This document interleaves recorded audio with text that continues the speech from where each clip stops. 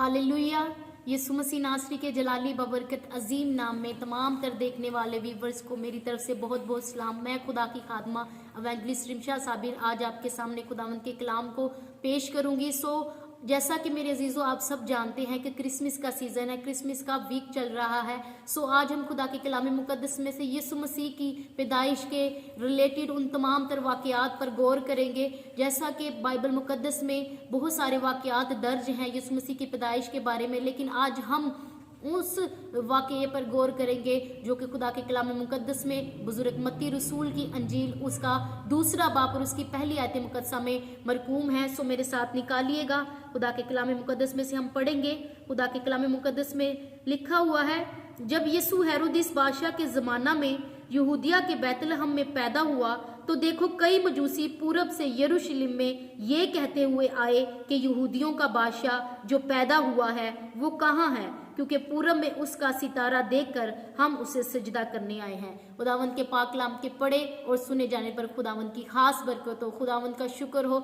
मेरे अजीजों, आज इस हवाले से सबसे पहले तो हम मजूसियों के बारे में जानेंगे कि मजूसी कौन थे जो यीशु मसीह को सजदा करने आए। मजूसियों के बारे में कहा जाता है कि ये इल्म इलाहियात का इल्म रखने वाले मजूसी थे, ये सितारों का इल्म रखने वाले थे। और आपको बताना चाहती हूँ कि ये मजूसी जो थे बुजुर्ग बिलाम की लड़ी से थे।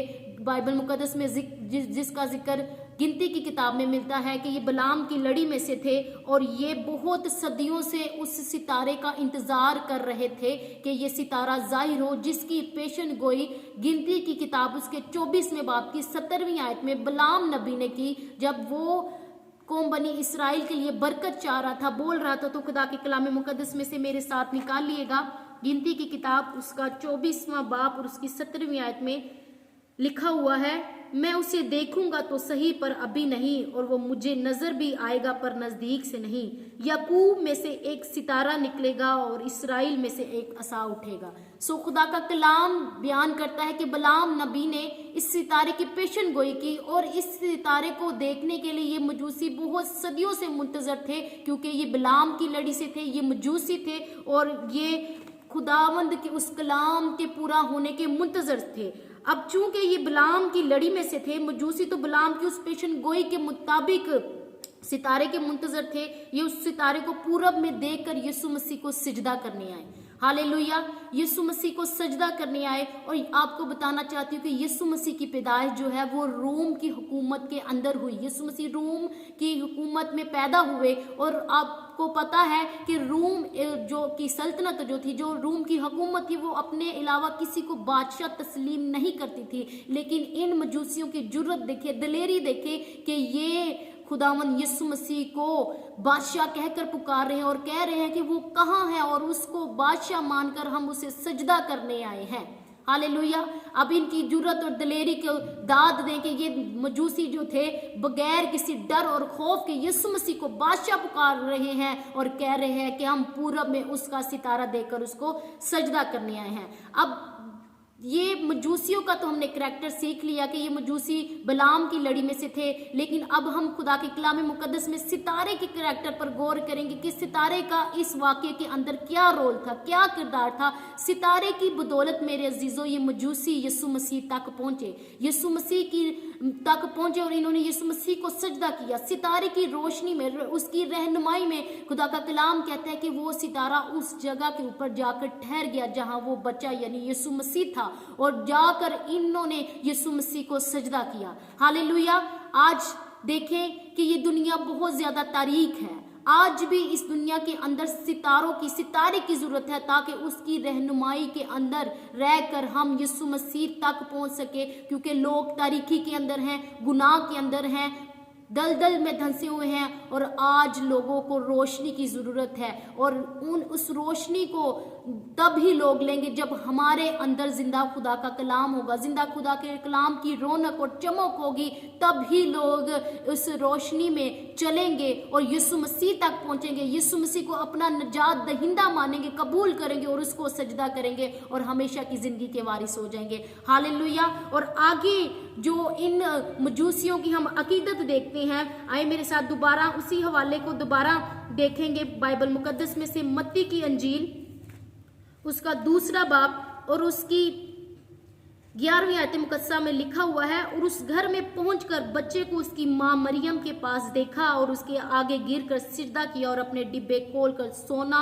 और लुबान और मुर उसको नजर किया। अब इन मजूसियों की अकीदत देखे कि ये यीशु मसीह को बादशाह मानकर जानकर उसको सजदा करें, और ना सिर्फ सजदा कर रहे हैं बल्कि अपने अपने नजराने यीशु मसीह के आगे रख रहे हैं। अब अक्सरियत में देखा जाए तो बहुत सारे लोगों को इस बात का पता है कि यीशु मसीह को सोना, मुर और लुबान पेश किया गया। संडे स्कूल में बच्चों को भी ये सिखाया जाता है कि यीशु मसीह को सोना और मुर और लुबान मजूसियों ने पेश किया, लेकिन इसके पीछे जो असल हकीकत है, इसके पीछे जो नजरिया है, उसको बहुत कम लोग जानते हैं। और आज उस पर आपकी तवज्जो करवाना चाहूंगी कि खुदावन के कलाम मुकद्दस के मुताबिक इन 3 नजरानों को पेश करने का मजूसियों का असल मकसद क्या था। वो यीशु मसीह को बादशाह मानते थे, लेकिन वो यीशु मसीह को खुदा के कलाम मुकद्दस के मुताबिक नजराने इसलिए पेश कर रहे थे क्योंकि ये 3 जो नजराने सोना, मूर और लुबान, ये यीशु मसीह के 3 ओहदा जात को जाहिर कर रहे हैं। सबसे पहले हम यीशु मसीह के जो ये सोना, मूर, लुबान जो 3 ओहदा जात के हैं, यीशु मसीह बादशाह भी है। सोना जो है वो यीशु मसीह के बादशाह होने को जाहिर कर रहा है, मूर यीशु मसीह के नबी होने को जाहिर कर रहा है, और लुबान यीशु मसीह के काहिन होने को जाहिर कर रहा है। अब हम इन तमाम जो 3 ओहदे हैं, इन की तरतीब पर गौर करेंगे और सीखेंगे कि यीशु मसीह कैसे एक बादशाह है, एक नबी है और कैसे एक काहिन है। आज खुदा के कलाम मुकद्दस में से हम सीखेंगे। सबसे पहले जो इन 3 ओहदाजात की तरतीब है, सबसे पहले नंबर पर नबी के ओहदाजात पर हम गौर करेंगे कि यीशु मसीह कैसे एक नबी है।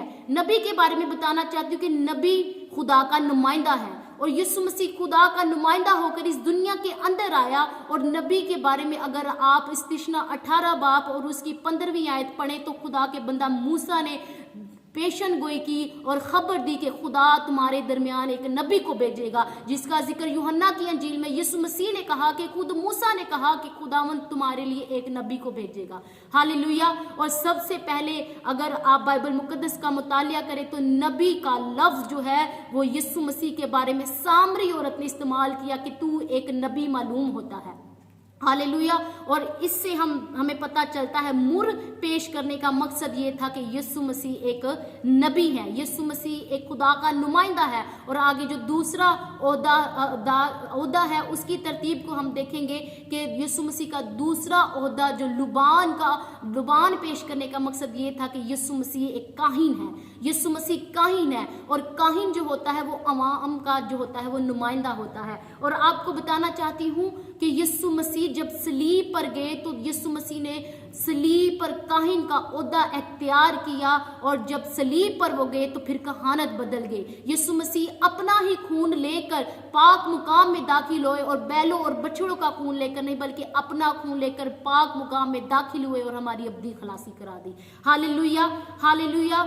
और यीशु मसीह का जो तीसरे ओहदे की तरतीब है वो तीसरा ओहदा ये है कि यीशु मसीह एक बादशाह है, यीशु मसीह बादशाहों का बादशाह है। अब यीशु मसीह जो है इस दुनिया के अंदर जब आए तो उन्होंने जाहिरी तौर पर बादशाही इस दुनिया के अंदर नहीं की।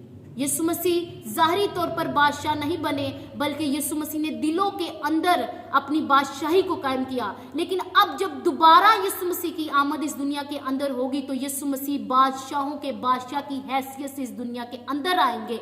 हालेलुया। और यीशु मसीह के बारे में लूका की अंजील, बुजुर्ग लूका की अंजील, अगर आप उसका दूसरा बाप और उसकी आप 31वीं आयत पढ़े तो खुदा का कलाम कहता है कि यीशु मसीह के बारे में लिखा हुआ है कि वो दाऊद के तख्त पर बैठकर अबद तक बादशाही करेगा और उसकी बादशाही का आखिर ना होगा। Hallelujah.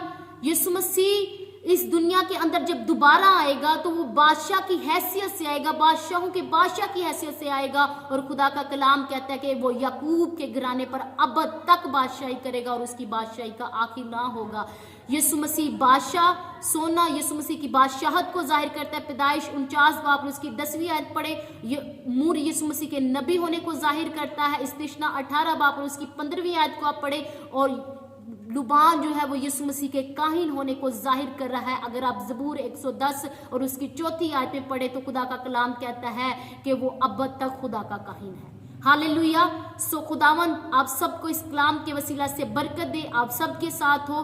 God bless you all, God bless new life in God ministry of Pakistan, God bless Pakistan. I wish you many Merry Christmas and Happy New Year. God bless you all. Amen.